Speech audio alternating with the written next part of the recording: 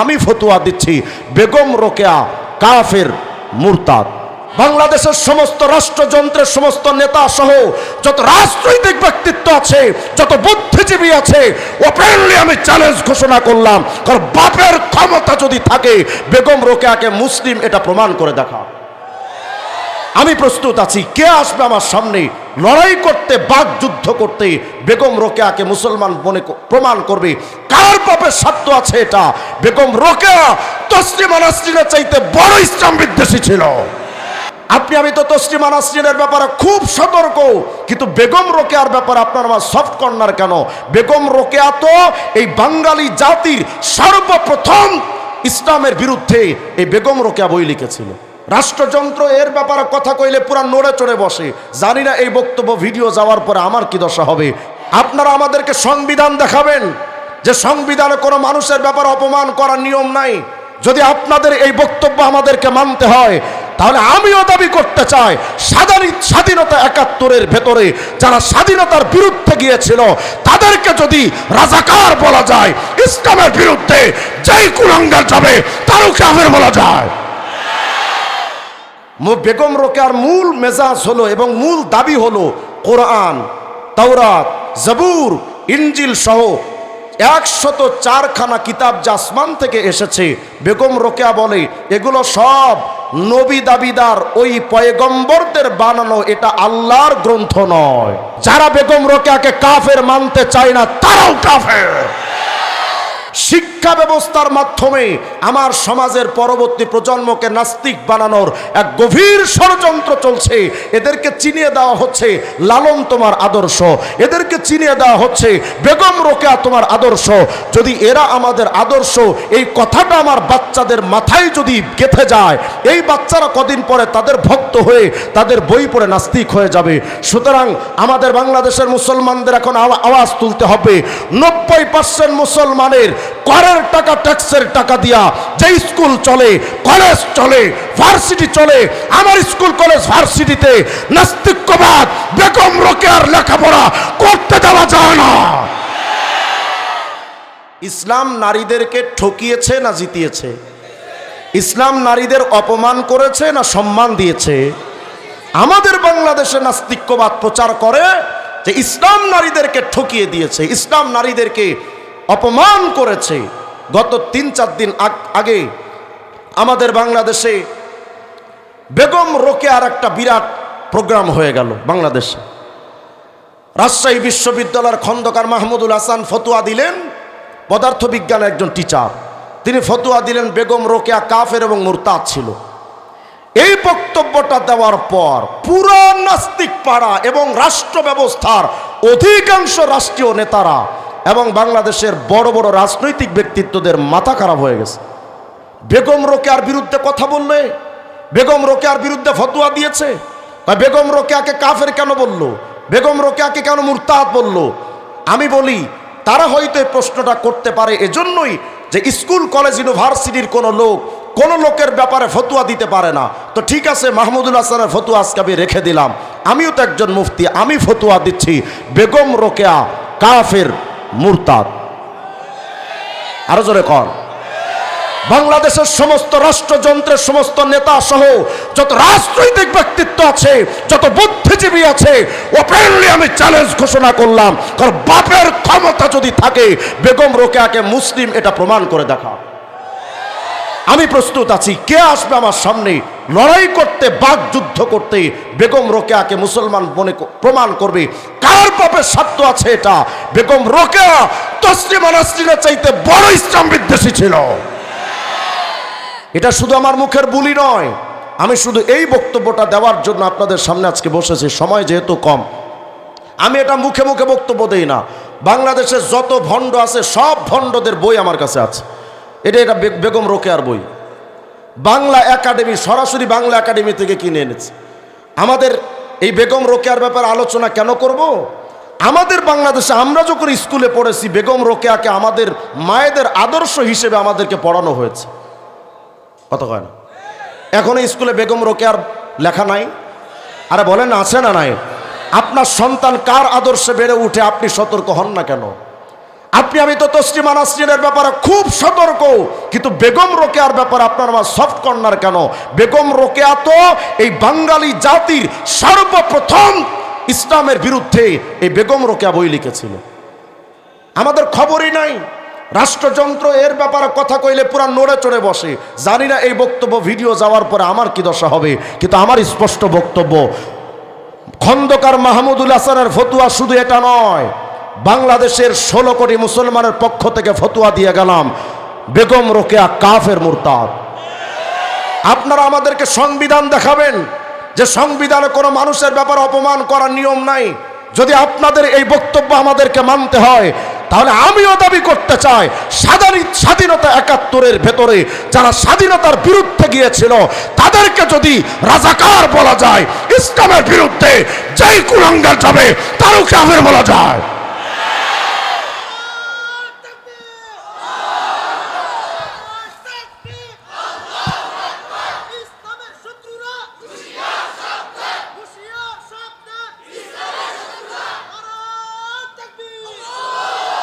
আমি পূর্বের আলোচনায় আপনাদেরকে শুনিয়েছি, আমার নবী নারীদের জন্য মুক্তির কামনা করেছেন না করেন নাই? যেই সময় পুরো আরবের সমস্ত নেতারা নারীদের বিরুদ্ধে অবস্থান নিয়েছে, এই সময় বুক টান টান করে এক মহানায়ক দাঁড়িয়েছিলেন, তিনি হচ্ছেন মুহাম্মদ রাসূলুল্লাহ। এই হলো তো নবীর ইতিহাস। আর বেগম রোকেয়া কি লিখতেছে দেখেন। আমি নিজের থেকে একটা কথা বানায় বলবো না, ফতুয়া তো আমি দিলাম, এরপর আপনাদের থেকে আমি ফতুয়া কামনা করব। আপনারা শুধু লেখাগুলো আগে পড়েন, শুনেন, তারপরে আপনারা ফতুয়া দিবেন। দেখেন তো, রোকেয়া রচনাবলী বাংলা একাডেমি থেকে ছাপানো, 611 নম্বর পৃষ্ঠা। এই পৃষ্ঠার মধ্যে দেখেন সে কিভাবে আমার রাসূল সাল্লাল্লাহু আলাইহি ওয়াসাল্লামকে কিভাবে মারাত্মকভাবে আঘাত করছে। বলে, তারপর মহাত্মা মুহাম্মদ আইন প্রস্তুত করিলেন যে রমণী সর্বদাই নরের অধীনা থাকিবে, বিবাহের পূর্বে পিতা কিংবা ভ্রাতার অধীনা, বিবাহের পর স্বামীর অধীনা, স্বামী অভাবে পুত্রের অধীনা থাকিবে, আর মূর্খ নারী নতমস্তকে ওই বিধান মানিয়া লইল। আসতে কইলে নাউজুবিল্লাহ। কি বলল? মুহাম্মদ একটা আইন করলো, আর রিজালু কাওয়ামুনা আলান নিসা, নারীরা পুরুষের অধীনে থাকবে, এই বিধান কার? আরে বলেন না কার? বেগম রোকেয়া বলে এই আইন করেছে মুহাম্মদ। বেগম রোকেয়ার আর একটা মেজাজ, ওটার ব্যাপার আলোচনা ভিন্ন আসবে। বেগম রোকেয়ার মূল মেজাজ হলো এবং মূল দাবি হলো কোরআন, তাওরাত, জবুর, ইনজিল সহ 104খানা কিতাব যা আসমান থেকে এসেছে, বেগম রোকেয়া বলে এগুলো সব নবী দাবিদার ওই পয়গম্বরদের বানানো, এটা আল্লাহর গ্রন্থ নয়। মুসলমান না বেঈমান? আরো জোরে কম। এরপরে দেখেন এই জায়গায় সে লিখতেছে যে মুহাম্মদ আইন করলো, আইন তো করেছেন আল্লাহ, এ চাপিয়ে দিয়েছে মুহাম্মদের উপরে, দিয়া বলে যে মুহাম্মদ বলেছে যে মেয়েরা নারীদের অধীনে থাকবে, এই আইন মুহাম্মদ করলো, আর তার মূর্খ সদস্যরা সাহাবীরা সেটাকে মেনে নিল। এই বক্তব্যের মাধ্যমে মুহাম্মদ আরবি আলাইহিস সালামকে প্রতারক বানানো হয়েছে। কথা কয় না? এই বক্তব্যের মাধ্যমে সাহাবায়ে কেরামকে নিয়ে কটূক্তি করা হয়েছে। সুতরাং যেই নারী সাহাবীদেরকে নবীকে নিয়ে কটূক্তি করে, সে আমার মা বোনদের আদর্শ হতে পারে না। শুধু তাই নয়, এই বইটা 610 নম্বর পৃষ্ঠার মধ্যে দেখেন আবার লিখতেছে, এটা শোনার আগে বলেন, ইসলাম নারীদের মুক্তির জন্য কথা বলেছে না বলে নাই? নারীদেরকে মাটির অতল গহ্বর থেকে উঠিয়ে তাদেরকে মায়ের মর্যাদায় আসীন করেছে একমাত্র ইসলাম। আর এই কুলাঙ্গার নারী দাবি করছে, বলে দাসত্বের বিরুদ্ধে কখনো মাথা তুলতে পারি নাই, তাহার প্রধান কারণ এই যে যখনই কোনো ভগিনী মস্তক উত্তোলনের চেষ্টা করিয়াছেন, মানে কখনো কোনো নারী যদি মাথা উঠাইতে চাইছেন, অমনি ধর্মের দোহাই বা শাস্ত্রের বচনরূপ অস্ত্রাঘাতে তাহার মস্তক চূর্ণ হইয়াছে। মানে যখনই কোনো নারী স্বাধীনতার কথা বলে মাথা উঁচু করতে চেয়েছে, তখন ধর্ম এবং কোরআন এবং ধর্মগ্রন্থের ফতুয়া দিয়ে তাদেরকে মাথা চূর্ণ বিচূর্ণ করা হয়েছে। নাউজুবিল্লাহ, আসতে বলেন আপনারা। এরপরে আমরা প্রথমত যাহা সহজে মানি নাই, তাহা পরে ধর্মের আদেশ ভাবিয়া শিরোধার্য করিয়াছি। এখন তো অবস্থা এই যে ভূমিষ্ঠ হওয়া মাত্রই শুনিতে পাই, প্যাট তুই জন্মেছিস গোলাম, থাকবি গোলাম, সুতরাং আমাদের আত্মা পর্যন্ত গোলাম হইয়াছে। মানে সে বোঝাতে চাইল যে ধর্ম আমাদেরকে এই মাথা যখন তুলতে চেয়েছি আমাদের মাথায় আঘাত করেছে। আমরা আগেও গোলাম ছিলাম, ধর্মের কারণে এখনো গোলাম আছি, ভবিষ্যতে গোলাম থাকতে হবে। তার মানে তার বক্তব্য মতে বোঝা গেল ধর্ম নারীদেরকে পরাধীন করেছে। নাউজুবিল্লাহ, আসতে বলেন আপনারা। আমি আপনাদের কাছে অগ্রিম ভূমিকার আলোচনা থেকে জানতে চাই, ইসলাম কি নারীদের পরাধীন করেছে না সম্মানের আসনে আসীন করেছে? ইসলাম নারীদের সম্মান দিল, আর কুলাঙ্গার বেগম রোকেয়া দাবি করলো সমস্ত ধর্ম নারীদেরকে একেবারেই তাদেরকে দাসত্বের শৃঙ্খলে তাদেরকে আবদ্ধ করেছে। আমি জানতে চাই বেগম রোকেয়া ইসলামের ব্যাপারে যে কনসেপ্ট বয়ান করলো সে কি সত্যবাদী না মিথ্যাবাদী? আরো জোরে কন।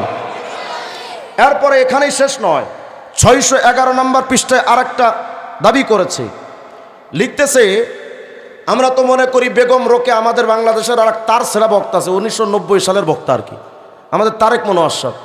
উনি বক্তব্য দিয়েছেন বেগম রোকেয়া একেবারে জিন্দা ওলি ছিল। নাউজুবিল্লাহ, আসতে বলেন আপনারা। খাঁটি আল্লাহওয়ালা ছিল, অথচ বেগম রোকেয়া নিজেই দাবি করেছে সে ধর্ম মানে না। নাউজুবিল্লাহ বলবেন না। দেখেন তো কি বলে, বলে যাহা হোক, বেগম রোকেয়া রচনা বলি 611 নম্বর পৃষ্ঠা, বলে যাহা হোক, এখন আমরা আর ধর্মের নামে নতমস্তকে নরের প্রভুত্ব সহিব না। তার মানে ইসলামের ধর্মে যেটা বলা হয়েছে নারী পুরুষের অধীনে থাকবে, বলে ধর্মের দোহাই দিয়ে এই যে জিনিসটা চাপিয়ে দেওয়া হয়েছে আমরা এটার মানব না। মুসলমান না মুরতাদ? আপনারা ফতোয়া দেন, বলেন মুসলমান না মুরতাদ? আরো জোরে কন। এরাই স্লোগান তুলেছে থাকবো না কো বদ্ধ ঘরে, দেখবো এবার জগৎ চারে। স্লোগান শোনেন না আপনারা? এরা জগৎ চারে দেখতে দেখতে বদ্ধ ঘর থেকে বাহির হয়ে কি হলো, এরা বলে যে আমরা পিছনে পড়ে গেছি, এজন্য আর ঘরে থাকবো না, আমরা বাহির হব। বাহিরে কি হলো, ঘরের রাজরানী বিমানের চাকর রানী হয়েছে। আরো জোরে কন। নারীরা নিজেদের ঘরের পুরুষের অধীনস্থতা এটাকে ছিন্ন করে চাকরির নামে নিজের স্বামীর কথা এখন আর চলে না, 4-5 জন বসের কথাই চলে। কথা কয় না? এরা যখন চাকরিতে যায় এদের বস নাই, কথা কয় না? শুধু কি বস এমনি শুধু হুকুম জারি করে? আমাদের বাংলাদেশে এই বসেরা মাঝে মধ্যে তাদের নারী কর্মীদেরকে ধর্ষণ করার ইতিহাস আমার বাংলাদেশে আছে না নাই? আমার বাংলাদেশের নারীদেরকে ঘর থেকে বের করে এই বেগম রোকেয়ার উত্তরসূরিরা তারা সম্মানের জায়গা থেকে বের করে টেম্পো ড্রাইভার বানিয়েছে। কথা কয় না? আজকে আমি সকালে যখন জুমা পড়াইতে আসছি রামপুরা এলাকায় এসে দেখি একজন মহিলা ভ্যান চালাচ্ছে। এরা এদের নারীবাদী আন্দোলন দিয়ে আমার মা বোনদেরকে ঘরের সম্মানের জায়গা থেকে টেনে হিঁচড়ে তারা শ্রমিক বানিয়ে দিয়েছে। আপনি আশ্চর্য হবেন, শুধু আমাদের বাংলাদেশের সামান্য বিষয় তো নয়, যদি আপনি ইউরোপে তালাশ করেন তাহলে জার্মানি, সুইডেন, ফ্রান্স, ইংল্যান্ড, সেখানে এনএলসির মাধ্যমে অর্থাৎ ন্যাশনাল লজিস্টিক্স কোম্পানির অধীনে যে সমস্ত নারীরা সেখানে কাজ করে সেই সমস্ত রাষ্ট্রে নারীরা ট্রাক চালায়, নারীরা টেম্পো চালায়, নারীরা এমন কোনো কাজ নাই যে কাজটা করে না।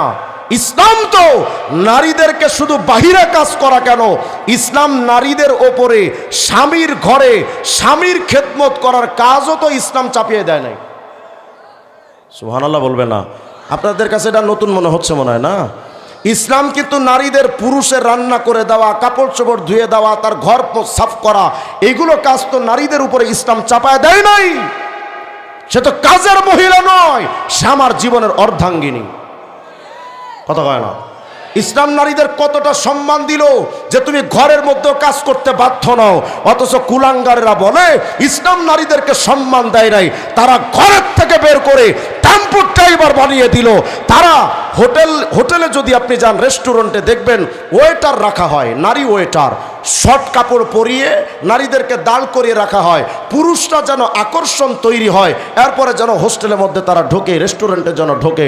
সামান্যতম গায়রতা, আত্মমর্যাদা কোনো পুরুষের থাকলে কোনো পুরুষ তার নারীকে, তার স্ত্রীকে এভাবে করে গণমানুষের সেবা কার্যক্রমে দিতে পারে না। তারা সেটাই করেছে। তারা সেইগুলো করে আবার দাবি করলো ইসলাম নারীদেরকে সম্মান দেয় নাই। আমার গবেষণা এবং ইসলামী থিম হলো পুরা বিশ্ব সভ্যতায় নারীদেরকে যদি প্রকৃত সম্মান দিয়েছে একমাত্র ইসলাম। আরো জোরে কর। শুধু তাই নয়, আপনি আশ্চর্য হবেন, বেগম রোকেয়া আরেকটা দাবি করেছে। বিরক্ত হচ্ছেন না তো আপনারা? আমি আলোচনাটা কেন করতেছি, আপনার ছেলে তো স্কুলে পড়ে, আপনার ছেলে কলেজ ইউনিভার্সিটিতে পড়ে, আপনার ছেলে যদি বেগম রোকেয়া বন্দনায় আসক্ত হয়ে যায় এবং বেগম রোকেয়ার একনিষ্ঠ ভক্ত যদি হয়ে যায়, তাহলে বেগম রোকেয়ার বই তো এক সময় পড়বে, বেগম রোকেয়ার মেজাজ নিবে, আপনার ঘরের ছেলে নাস্তিক হয়ে যাবে, আপনার ঘরের ছেলে বেঈমান হয়ে যাবে। আমাদের পরবর্তী প্রজন্মকে বাঁচানোর জন্য আমাদের স্লোগান তুলতে হবে, বেগম রোকেয়া মুসলিম সভ্যতার নারীদের আদর্শ নয়, বেঈমানদের আদর্শ। এই স্লোগান আমাদের উঠাতে হবে। হ্যাঁ, এই স্লোগান উঠাতে গেলে হয়তো আমাদের উপর চাপ প্রয়োগ আসতে পারে, মামলার গ্লানিও টানতে হতে পারে। শেখ হাসিনার আমলে তো 2 বার গেছি, আপনারা না হয় 2000 বার নিয়েন, কিন্তু বক্তব্য এটাই, বেগম রোকেয়াকে আমরা মুসলমান মনে করি না। সে রাষ্ট্রের যত বড় গুরুত্বপূর্ণ পার্সন হোক না কেন, আমার ইসলামের বিরুদ্ধে যেই যাবে, সে আমার বাপও যদি হয়, আমি আমার বাপরেও মানি না। আশ্চর্য হবেন, দেখেন আরেকটা বক্তব্য পড়ি সংক্ষেপে। বেগম রোকেয়া রচনা বলি, পৃষ্ঠা নম্বর 611 নম্বর পৃষ্ঠার মধ্যে দাবি করছে, বলে ক্রমে জগতের বুদ্ধি বেশি হওয়ায় সুচতুর প্রভাবশালী পুরুষ দেখিলেন যে পয়গম্বর বলিলে আর লোকে বিশ্বাস করে না, তখন মহাত্মা ঈশা আপনাকে দেবতার অংশ বিশেষ ঈশ্বরপুত্র বলিয়া পরিচিত করিয়া ইনজিল গ্রন্থ রচনা করিলেন। আগে বলে নাউজুবিল্লাহ। যেহেতু সে সাহিত্যিক মানুষ ছিল, কথাগুলো বুঝতে কষ্ট। কি লিখতেছে দেখেন, বলে জগতের বুদ্ধি বেশি হওয়ায় সুচতুর প্রভাবশালী পুরুষ, মানে তারা বলতে চায় ওই যুগে যখন যে নবী এসেছেন, আসলে আল্লাহ তাদেরকে পাঠায় নাই, তাদের মূল ভেতরে যে একটা প্রতিভা ছিল, চতুর চালাক ছিল, এই চতুর চালাক হওয়ার কারণে ঈসা নবী তো মূলত আল্লাহর নবী না, ঈসা নবী মূলত নিজের চতুর হওয়ার কারণে, চালাক হওয়ার কারণে সে নিজেকে আল্লাহর পুত্র বলে দাবি করে বসেছিল। নাউজুবিল্লাহ, আসতে বলেন আপনারা। বলেন তো, ঈসা নবী এমন কোন দাবি করেছিলেন? ঈসা নবী কোনোদিন বলেছিলেন আমি আল্লাহর সন্তান? দাবি করেছিলেন? বরং কোরআন শরীফে এটার প্রতিবাদ করা হয়েছে। কথা কয় না? একজন ঈসা নবীর উপরে যে কুলাঙ্গার মিথ্যা অপবাদ দেয়, সে কিভাবে আমার বাংলাদেশের মুসলিম নারীদের সভ্যতা হয়, এটা আমার বুঝে আসে না। একজন জলিলুল কদর নবী, তার বিরুদ্ধে যখন এমন কটূক্তি করলো, সে কি মুসলমান না বেঈমান? শুধু তাই নয়, আরো কি লিখতেছে দেখেন, বলে ঈসা নবী নিজেকে আল্লাহর পুত্র বলিয়া পরিচিত করিয়া ইনজিল গ্রন্থ রচনা করিলেন, মানে ইনজিল শরীফটা তিনি নিজের হাতে লিখলেন। ইনজিল শরীফ কি ঈসা নবীর লেখা নাকি আল্লাহর কিতাব? আরো জোরে কন। যারা আল্লাহর কিতাব ইনজিলকে বিশ্বাস করে না, সেই বেগম রোকেয়াকে মুসলিম বানাবে এমন কোন বাংলাদেশের কোন মুফতির বাপের ক্ষমতাও নাই। শুধু তাই নয়, লিখতেছে তাহাতে লেখা হইল নারী পুরুষের সম্পূর্ণ অধীনা, নারীর সম্পত্তিতে স্বামী সম্পূর্ণ অধিকার, আর বুদ্ধি বিবেকহীনা নারী তাই মানিয়া লইল। মানে ঈসা নবীর উপরে যারা ঈমান আনছিল তারা বুদ্ধিহীনা, তাদের বুদ্ধি টুদ্ধি ছিল না, বুদ্ধি ছিল আমাদের বেগম রোকেয়ার। বলেন এইভাবে যেই লোকটা ইসলামের উপরে এমন কঠিন থেকে কঠিন আঘাত করেছে, সেই বেগম রোকেয়াকে মুসলমান বলা যায়? অথচ আমাদের রাষ্ট্র ব্যবস্থায় বেগম রোকেয়া গুরুত্বপূর্ণ পার্সন। আমাদের বাংলাদেশের রাষ্ট্র তাকে গুরুত্বপূর্ণ অবস্থানে রেখেছে। আপনারা হয়তো ভাবতে পারেন যে হুজুররা হুদা চিল্লায়, কোনো কাজ কাম নাই। মুসলমানেরা, শিক্ষা ব্যবস্থার মাধ্যমে আমার সমাজের পরবর্তী প্রজন্মকে নাস্তিক বানানোর এক গভীর ষড়যন্ত্র চলছে। এদেরকে চিনিয়ে দেওয়া হচ্ছে লালন তোমার আদর্শ, এদেরকে চিনিয়ে দেওয়া হচ্ছে বেগম রোকেয়া তোমার আদর্শ। যদি এরা আমাদের আদর্শ, এই কথাটা আমার বাচ্চাদের মাথায় যদি গেঁথে যায়, এই বাচ্চারা কদিন পরে তাদের ভক্ত হয়ে তাদের বই পড়ে নাস্তিক হয়ে যাবে। সুতরাং আমাদের বাংলাদেশের মুসলমানদের এখন আওয়াজ তুলতে হবে। 90% মুসলমানের করের টাকা, ট্যাক্সের টাকা দিয়া যে স্কুল চলে, কলেজ চলে, ভার্সিটি চলে, আমার স্কুল কলেজ ভার্সিটিতে নাস্তিক্যবাদ বেগম রোকেয়ার লেখাপড়া করতে দেওয়া যায় না। অন্তত আমরা রাষ্ট্র ব্যবস্থায় না পারি, আমার বাচ্চাদের সতর্ক করব, সাবধান, নাস্তিক বেঈমানদের কোনো পড়াশোনা করা যাবে না।